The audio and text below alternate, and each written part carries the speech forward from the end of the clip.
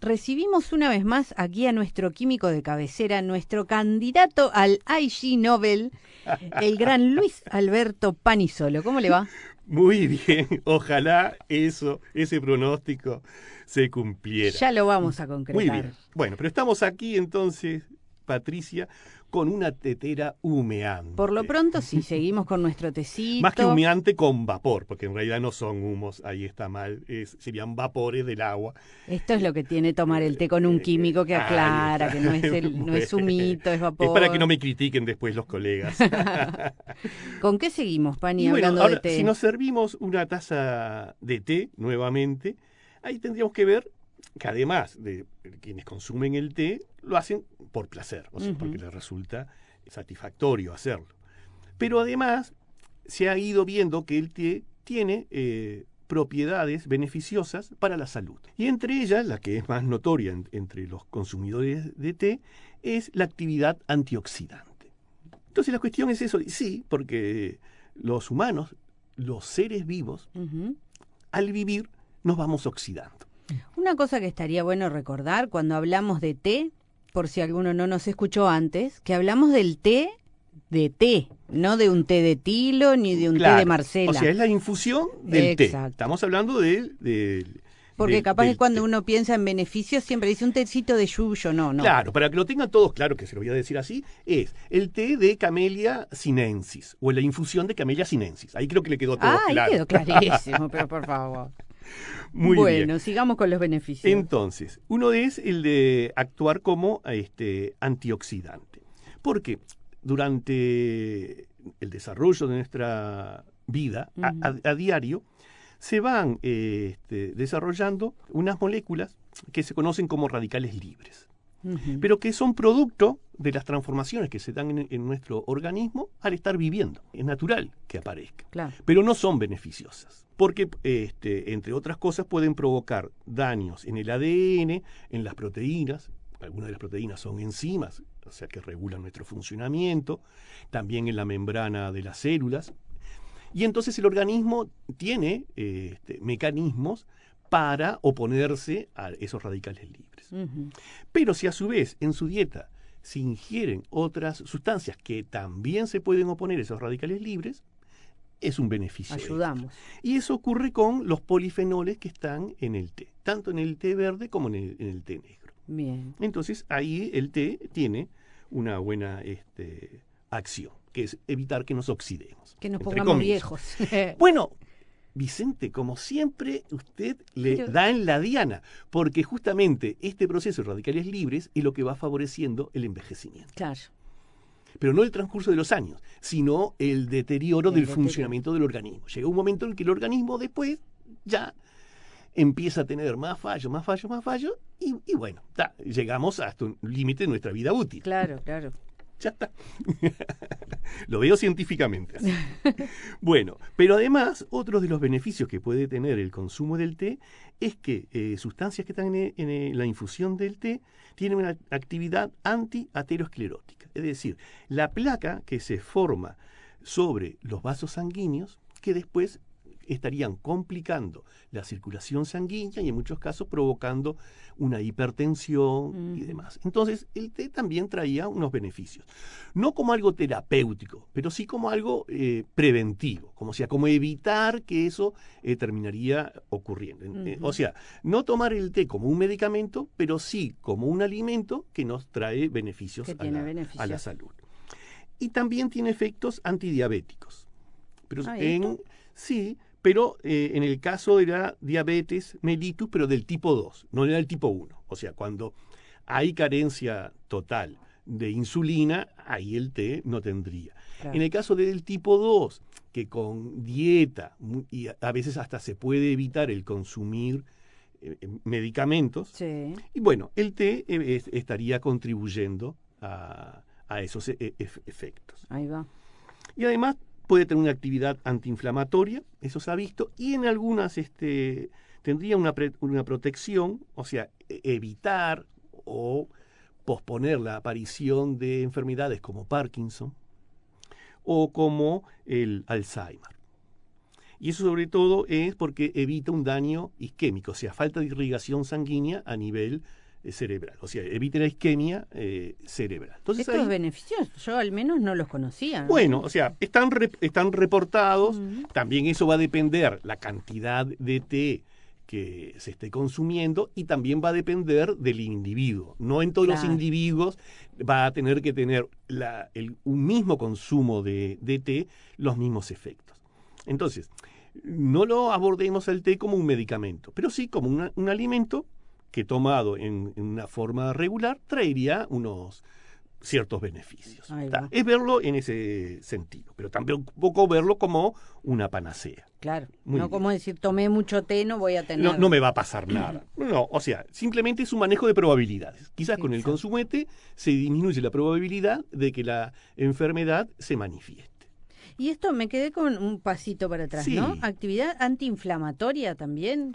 Sí, pero lo que pasa es que tendríamos que dedicarle todo un programa, o quizás traer a Ana, mi esposa, para hablar de los procesos inflamatorios, porque, o sea, es un proceso que se da en el organismo, pero no solamente con un golpe, sino que en todo nuestro organismo procesos de reacción también provocan una inflamación. Las infecciones, por ejemplo, una de sus etapas por la reacción que tiene el organismo frente a un cambio es la inflamación. Muchas veces la inflamación es un proceso debido a la reacción del organismo tratando de oponerse, defenderse de algo, claro. Yo no quiero meterme en asuntos que son más médicos, pero también a veces puede haber procesos inflamatorios que sean periódicos o que se den con regularidad. Claro. No, pero yo ya me estaría metiendo en un campo... Bueno, vamos a llamar a la patrona después y le vamos a pedir que venga. Muy bien. Entonces, y cuando decía lo de panacea, es lo siguiente. También hay a veces mucha información en Internet con respecto al consumo del té y el cáncer. Y entonces, ahí yo hice como una búsqueda y a veces yo soy bastante escéptico. Pero entonces, si bien hay muchos trabajos, no han sido concluyentes en cuanto a su eficacia. Entonces, está como muy debatido. Entonces, yo por lo menos sería partidario de no afirmar eso, de que el consumo de té serviría para tratamientos contra el cáncer. Y entonces, la cuestión es, ahora dijimos todo lo bueno del té, pero el té también, como muchas otras cosas, a veces puede tener su lado más oscuro.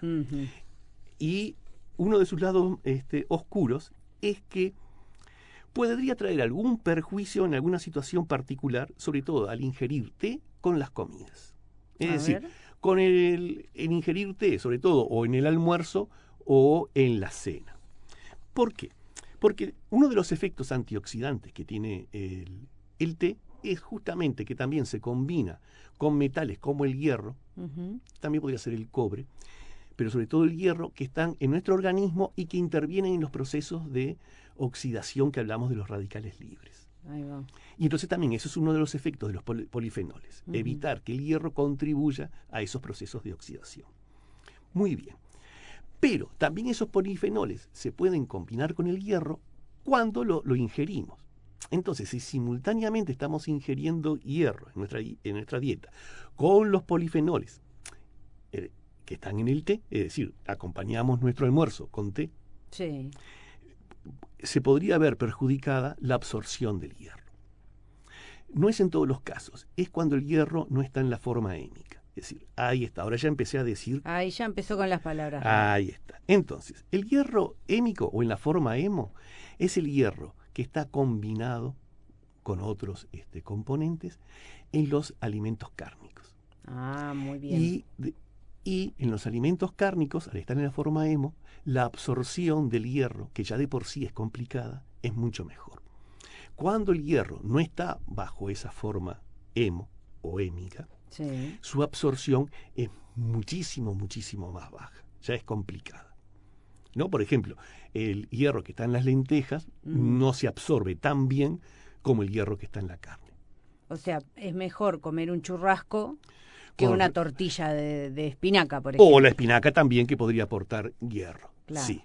y combinado con el té, en los dos casos baja la No, absorción de hierro. no, en el caso del hemo, no. Los polifenoles, como ya el hemo está combinado, no se combina y no afecta la absorción. Ah, perfecto. O sea que comer churrasco y tomar té, no, ahí no hay problema. Ahí ¿cierto? se podría hacer. Ujú.